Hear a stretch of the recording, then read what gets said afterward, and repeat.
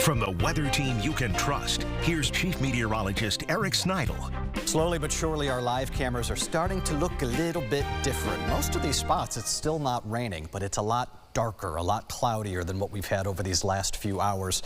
Storms are on approach, and at this point, there's no getting around it, and it's going to be sooner versus later that they begin to arrive. We're holding tight at 75 at the airport. Not far from the airport, by the way. Note the northerly wind. That's the lake breeze, which is eating a good 10 to 15 degrees in the temperature department there. But look, we've got a slightly unstable air mass. It's not off the charts concerning from a severe weather standpoint, but I think it's going to end up being enough that this is going to end up being a very different evening across the extent of western New York. Issues with more aggressive storms. Now, we've got them farther off into the southern tier and then closer toward the state line into northern Pennsylvania.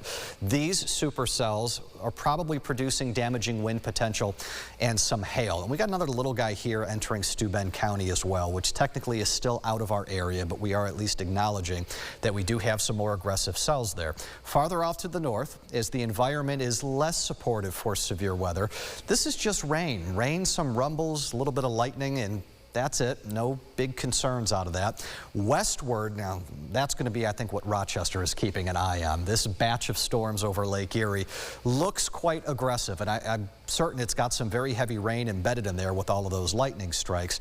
But remember, the brighter the red does not mean the more severe the storm. It just means there's more rain that you are going to end up having to deal with. And I suspect as they enter our airspace over the next hour or two, that's what we're going to be talking about. Periodic bursts of heavy rain. You'll hear the thunder. You'll see the flashes of lightning.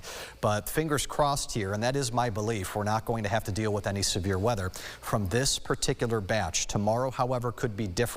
Showers early in the morning. That's important because by mid-morning, partial sunshine is able to re-emerge here. And I think that's going to allow the atmosphere to recharge a bit. Tomorrow's going to be a day that you really notice the humidity. We've got dew points well into the 60s tomorrow. So it is warm, it is sticky, it is muggy, and anything in that environment with the lake breeze into the afternoon, those are going to be the storms that have more of an opportunity here to maybe produce some damaging winds and hail, even locally. Doesn't mean we're going to end up doing it. I just think there's more of a chance for that, especially from Rochester east. West Siders, you probably don't have much to worry about out of this. And then on a Friday, we don't worry about anything. It's just going to be a cooler day.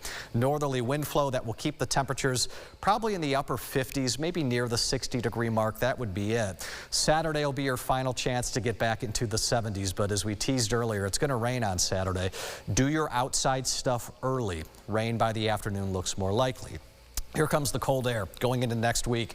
A freeze looks like a slam dunk by Monday morning. We could be talking hard freeze potential by Tuesday morning with low temperatures dropping into the 20s. The nice thing about being this late in April is when you have your cold, it doesn't last long. This is where we were a month ago. When you had the warm days, it was like 1 or 2. Now our 1 or 2 is the opposite end, the wintry days. So things are changing.